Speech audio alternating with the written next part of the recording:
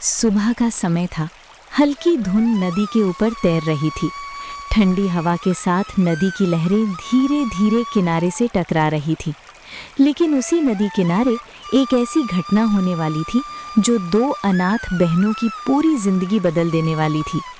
किसी को अंदाजा भी नहीं था कि एक बहती हुई लकड़ी का टुकड़ा उनके भाग्य का दरवाजा खोल देगा, और उस लकड़ी के अंदर छुपी थी एक ऐसी जादुई चीज जो आगे चलकर न सिर्फ उनकी जिंदगी बदलेगी बल्कि सैकड़ों गरीब बच्चों का भविष्य भी रोशन कर देगी।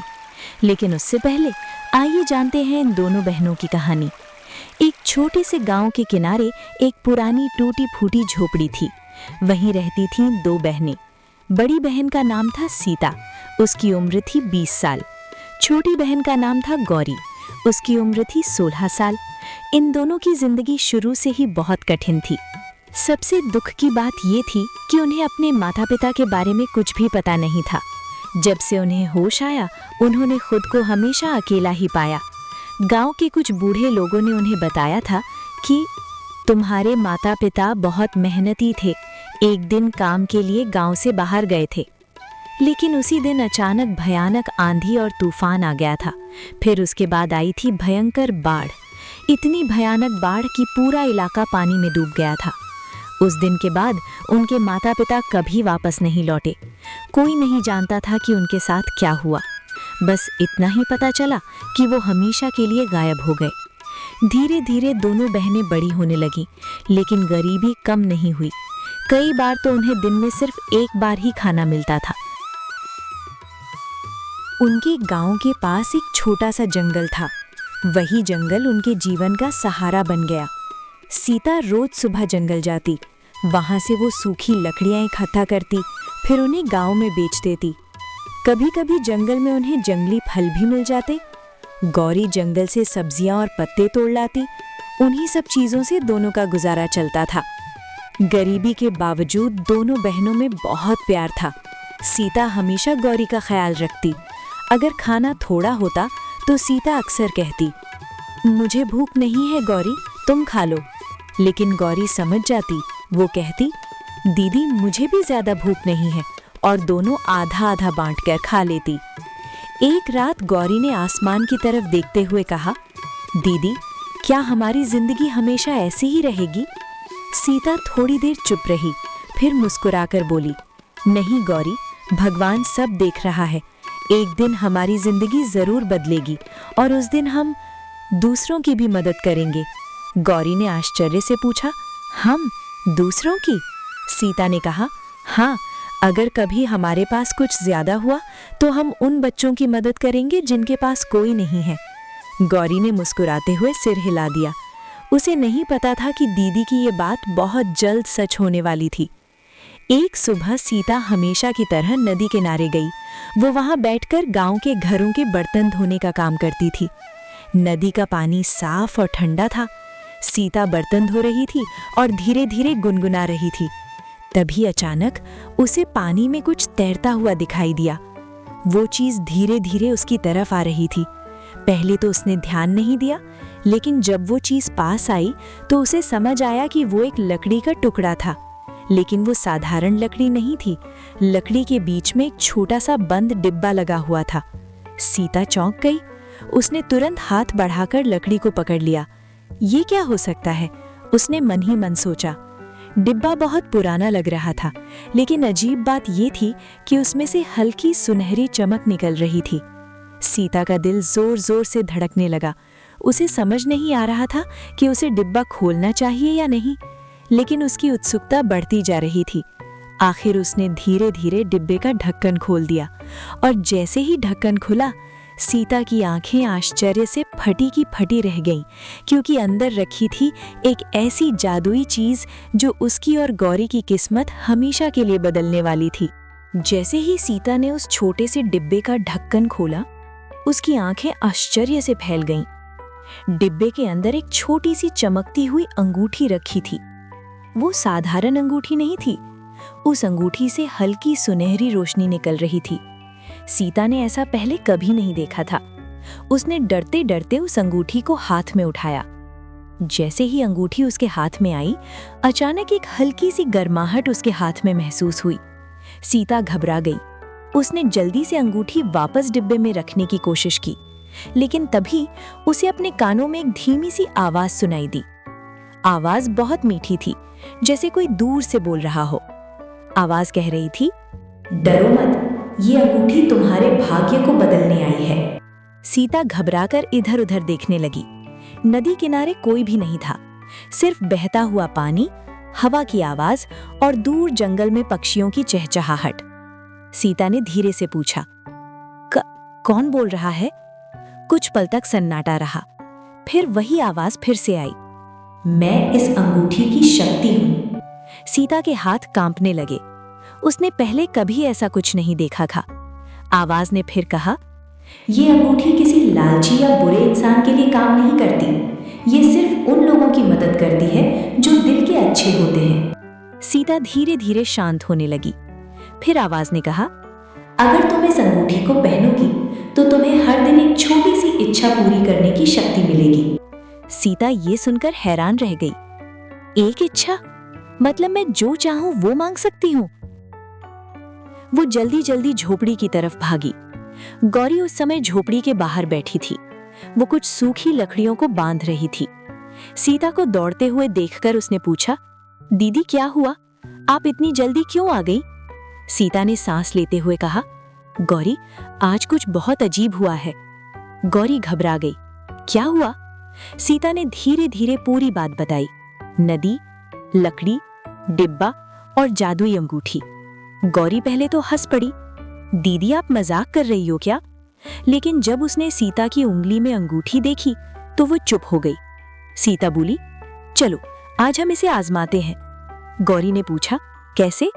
सीता ने कहा, हम दोनों कई दिनों से ठीक से खाना नहीं खाए हैं, तो आज मैं इच्छा मांगती हूँ कि हमें अच्छा खाना मिल जाए। गौरी की आंखों में उम्मीद चमकने लगी। सीता ने आंखें बंद की और धीरे से कहा, अगर ये अंगूठी सच में जादुई है तो हमें आज भर पेट खाना मिल जाए। कुछ पल तक कुछ नहीं हुआ। गौरी ने धीरे से कहा, शायद ये सच नहीं है। लेकिन तभी झोपड़ी के दरवाजे पर खटखट की आवाज आई। दोनों चौंक गईं। गौरी ने दरवाजा खोला। बाहर गांव की एक बूढ़ी औरत खड़ी थी। उसके हाथ में एक टोकरी थी। वो बोली, बेटा, आज मेरे घर में ज्यादा खाना बन गया था, सोचा तुम दोनों को दे दूं। थाली में था गरम गरम रोटी, थोड़ी सब्जी और चावल। गौरी की आंखें खुशी से भर आईं। सीता ने तुरंत अंगूठी की तरफ देखा। अब उसे यकीन हो गया था, ये अंगूठी सच में जादुई है। धीरे धीरे बदलने लगी किस्मत। उस दिन के बाद सीता हर दिन सिर्फ छोटी छोटी जरूरतों की इच्छा मांगती। कभी खाने के लिए, कभी थोड़ा अनाज, कभी कपड़े। धीरे धीरे उनकी जिंदगी थोड़ी बेहतर होने लगी। लेकिन सीता ने कभी बड़ी या लालची इच्छा नहीं मांगी। वो हमेशा सोचती, अगर मैं लालच करूंगी तो शायद ये जादू खत्म हो जाएगा। गौरी को अपनी दीदी पर बहुत गर्व था। एक दिन तेज बारिश हो रही थी। सीता और गौरी झोपड़ी में बैठे थे। तभी उन्होंने देखा झोपड़ी के बाहर एक छोटा सा लड़का भीग रहा था। वो बहुत कमजोर था। उसके कपड़े फटे हुए थे। गौरी तुरंत बाहर दौड़ी। उसने लड़के को अंदर बुलाया। लड़का कांप रहा था। उसने कहा, मुझे 3 दिन से खाना नहीं मिला। ये सुनकर सीता का दिल पिघल गया। उसे अचानक अपनी पुरानी हालत याद आ गई। सीता ने उसी समय तय किया, अब वो सिर्फ अपनी मदद के लिए इच्छा नहीं मांगेगी, बल्कि दूसरों की भी मदद करेगी। बारिश रुक चुकी थी। झोपड़ी के बाहर मिट्टी से हल्की ठंडी खुशबू आ रही थी। झोपड़ी के अंदर सीता, गौरी और वो छोटा सा लड़का बैठे थे। गौरी ने जल्दी से थोड़ा सा खाना निकालकर उस लड़के को दिया। लड़का बहुत भूखा था। वो तेजी से खाने लगा। कुछ ही मिनटों में उसने सब खा लिया। उसकी आंखों में थोड़ी चमक लौट आई। सीता ने प्यार से पूछा, तुम्हारा नाम क्या है? लड़के ने धीरे से कहा, मेरा नाम राजू है। सीता ने पूछा, तुम्हारे माता पिता कहाँ हैं? ये सुनते ही राजू की आंखें भर आईं। वो बोला, मेरे माता पिता नहीं हैं। 2 साल पहले बीमारी से दोनों मर गए। तब से मैं इधर उधर काम मांगता हूँ, लेकिन कई बार कोई काम नहीं मिलता। ये सुनकर सीता और गौरी दोनों चुप हो गईं। उन्हें अपने बचपन की याद आ गई। उन्हें भी तो किसी का सहारा नहीं मिला था। गौरी धीरे से बोली, दीदी ये हमारे जैसा ही है। सीता ने गहरी सांस ली। फिर उसने मन ही मन सोचा, अगर भगवान ने हमें ये जादुई अंगूठी दी है तो शायद इसलिए कि हम दूसरों की मदद कर सकें। उस रात सीता ने अंगूठी को हाथ में लिया, उसने आंखें बंद की और धीरे से कहा, आज मेरी इच्छा है कि इस बच्चे को हमारे साथ रहने का सहारा मिल जाए। अचानक अंगूठी हल्की सी चमकी, जैसे उसने इच्छा स्वीकार कर ली हो। उस दिन के बाद राजू उनके साथ रहने लगा। अब झोपड़ी में 3 लोग हो गए थे, लेकिन सीता रोज अंगूठी से छोटी छोटी इच्छाएं मांगती, कभी थोड़ा अनाज, कभी कपड़े, कभी लकड़ी। धीरे धीरे सब ठीक चलने लगा, लेकिन कहानी यहीं खत्म नहीं हुई। कुछ महीनों बाद एक दिन जंगल में गौरी को एक और छोटी लड़की मिली। वो लड़की भी रो रही थी। उसका नाम मीना था। वो भी अनाथ थी। गौरी उसे भी अपने साथ झोपड़ी में ले आई। अब झोपड़ी में 4 बच्चे रहने लगे। सीता उन्हें देखकर सोचने लगी, दुनिया में ऐसे कितने बच्चे होंगे जिनके पास कोई नहीं है। उस रात उसने फिर अंगूठी को देखा। उसके मन में एक बड़ा विचार आया, लेकिन वो डर भी रही थी क्योंकि ये इच्छा बहुत बड़ी थी। सीता ने आसमान की तरफ देखा, फिर उसने अंगूठी को पकड़ा और बोली, अगर ये अंगूठी सच में मेरी मदद करना चाहती है तो मेरी इच्छा है कि हमें एक छोटा सा घर मिल जाए जहां हम जैसे अनाथ बच्चे साथ रह सकें, जहां कोई भूखा ना सोए और जहां हर बच्चा सुरक्षित रहे। कुछ सेकंड तक सन्नाटा रहा। फिर अचानक अंगूठी पहले से भी ज्यादा चमकने लगी। सीता और गौरी डर गईं। अचानक तेज हवा चलने लगी। झोपड़ी के बाहर पेड़ों के पत्ते हिलने लगे और फिर धीरे धीरे सब शांत हो गया। अंगूठी की चमक भी खत्म हो गई। सीता को समझ नहीं आया कि क्या हुआ।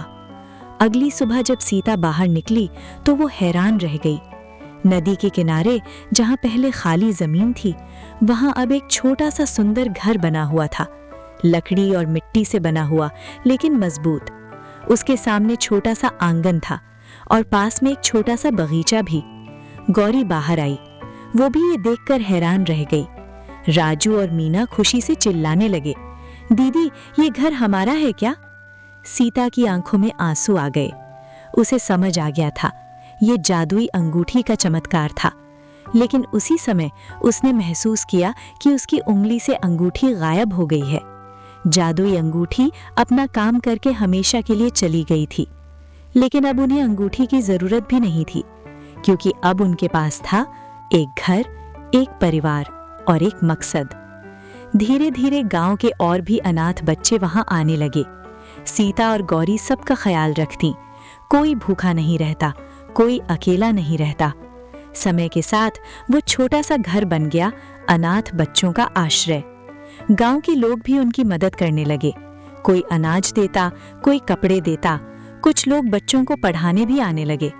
कुछ साल बाद वही नदी किनारा पूरी तरह बदल चुका था। वहां अब एक बड़ा सा आश्रम था जहां बहुत सारे बच्चे रहते थे। सीता और गौरी अब सबकी दीदी बन चुकी थीं।